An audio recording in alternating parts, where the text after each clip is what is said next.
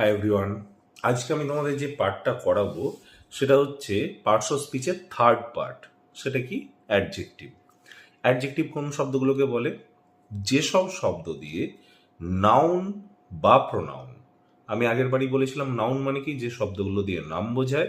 Pronoun মানে কি, যে শব্দগুলো নাউনের বদলে ব্যবহার করা হয় সেগুলো প্রোনাউন।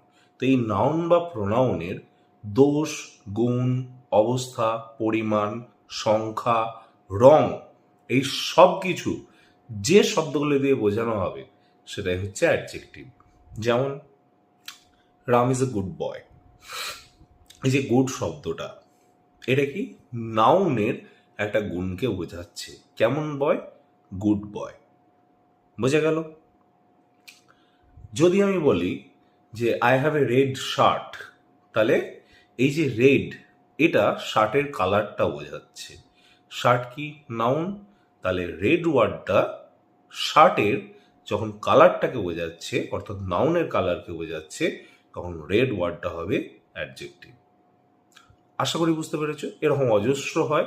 তাহলে নাউন বা প্রোনাউনের দোষ, গুণ, অবস্থা, পরিমাণ, রং, সংখ্যা, ওজন, এই সব কিছুকে বোঝালে হবে অ্যাডজেক্টিভ।